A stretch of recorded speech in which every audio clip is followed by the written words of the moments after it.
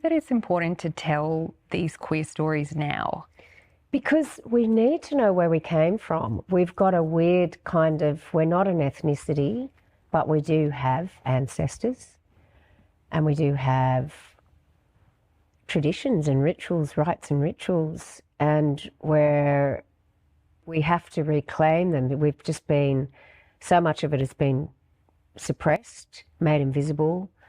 And the particular sort of bigotry that is put upon us is unique in that it's a moral opprobrium.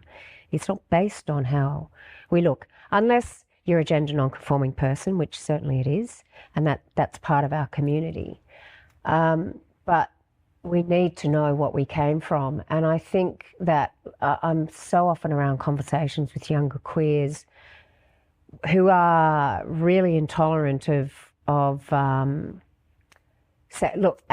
or let me just say, as when I was a young dyke, I was really intolerant of lesbian separatists. I was just, because I came of age in a really mixed environment. I always have been and still are really attached to my loved people of all genders. It's really important to me.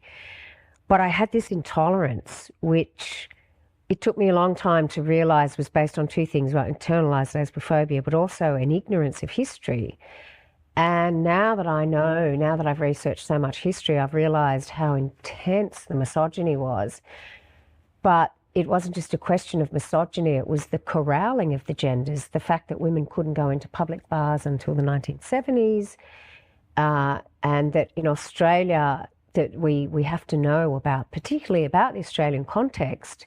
What a public bar means here is really different to anywhere in the world, even though we've inherited the British tradition because of the 6 o'clock swill, which this novel is set during this time, which went for, I think, maybe 49 years.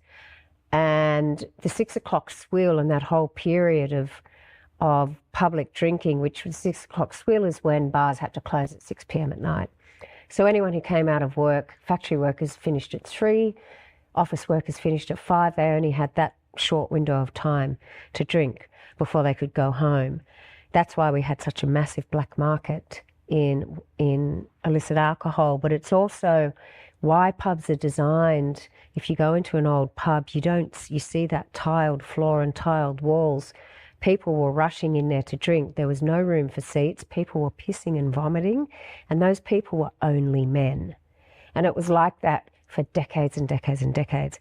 And that came hot on the heels of the 19th century, which was notoriously violent and macho as well, alcohol-fueled. And that's our history. It's really ugly. And I think a lot of the reason that we have cultural cringe is for that reason that it's ugly. But for queers, our cultural cringe, there's good reasons to cringe from that, but actually we're formed by that as well.